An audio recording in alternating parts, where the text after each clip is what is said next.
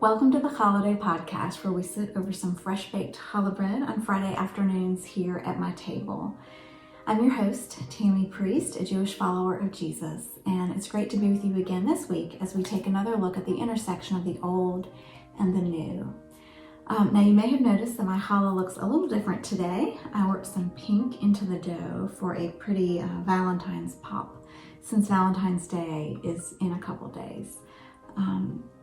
And I also figured we should talk about love today. And one person that I've loved deeply in my life is my Grandma Arlene.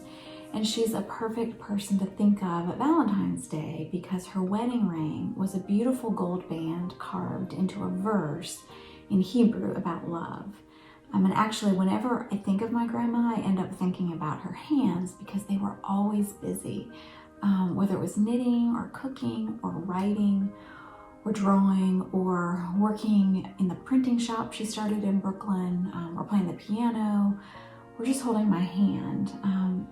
And they were always perfectly and beautifully manicured. But anyway, one of the things I loved about my grandma's hands was her wedding band that I mentioned earlier. That verse from the Song of Songs, or Song of Solomon, that it had carved all around it was Ani Ladodi V'Dodi Li. I am my beloved's, and my beloved is mine. And I thought that verse would be a perfect one for us to talk about in honor of Valentine's Day. I am my beloved's, and my beloved is mine. So, at first look, this verse is just a poetic glimpse of mutual love and oneness. I belong to you and you belong to me. And a lot of people know and recite this verse, even if they don't know much about the rest of the book or even where it came from in the first place. But interestingly, in chapter 2, the bride says the same thing, but in reverse. She says, my beloved is mine and I am his.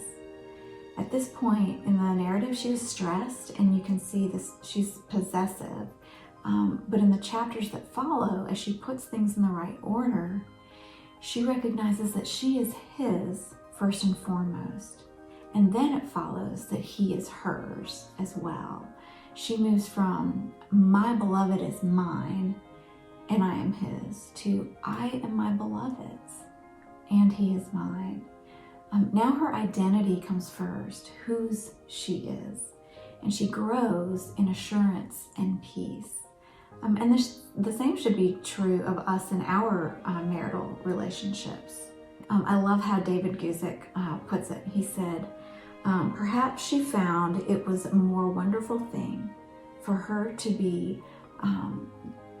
belong to him than for her to have him. And if both people in a relationship have that attitude, then we're in a position to seek the good of the other and to protect that oneness instead of being possessive and concerned more with ourselves and what we're getting from the relationship. Now, as I was looking into this verse, I discovered something a little surprising to me. Going back to ancient times, on the first evening of Passover, it was customary to read the Song of Solomon publicly, which is pretty graphic stuff for such a holy family day, right? But here's the context. In Jewish tradition, the Song of Songs reflects the words that God speaks to Israel at the Red Sea, and then at Sinai, and then at the Tent of Meeting. And so it actually makes perfect sense that it will be read at Passover, since that's what we're celebrating, and it reflects the love and intimacy between God and Israel, and God's history of continually redeeming his people over and over and over. In fact, one rabbi commented that the song, as it relates to these two people, is marked by cycles of absence and presence, which is a great picture of the relationship between God and his people and God and us. This back and forth of walking together and then space growing in between, and God's continual pursuit and redemption. Which brings us to this intersection between the old and the new. So on Passover, as people were celebrating God's redemption through the blood of a lamb, they read the Song of Solomon. This song that served as an allegory, like we said, a reminder that the whole reason God redeemed them from Egypt and from every oppressor since then was because of his deep love of them, his desire to be in an intimate, monogamous, really, relationship with his people. And so on the very last Passover that Jesus celebrated on earth, he expressed that deep love. He showed them and us his redeeming and pursuing love through his journey from that Last Supper Passover table to the garden and then to the cross. The bread of life streaked with blood, redeeming us himself as the ultimate expression of love. The ultimate way to unite us to God, to be one, that oneness we talked about with him. This is the new covenant I will make with the people of Israel. I will be their God and they will be my people, says the author of Hebrews 8:10, quoting Jeremiah 31. I will be their God and they will be my people. I am my beloved's and my beloved is mine. I in you and you in me. We are God's treasured beloved, and he is ours, mine and yours. So what does that look like today, practically speaking, for you and me? Well, let me go back to the changing dynamic in those verses from the Song of Songs. How she moved from my beloved is mine to I am my beloved's. If my first thought is that my beloved is mine, that God is mine, then I become focused on what God does for me and what he gives me. But if my first thought is I am my beloved's, that I am God's, then I'm focused on my identity.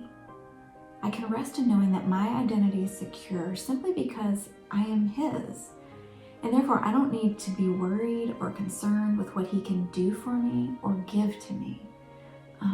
That I can rest in knowing that the creator and sustainer of the whole universe holds me in his hands and in his heart. I can be content simply in my identity as God's beloved. And this also means that no matter whether your marriage is wonderful or wounded during this season, or if you're on your own right now, there is no better, stronger, or more faithful place to rest than being the beloved of God. I am my beloved's. I am God's. And he is mine and yours.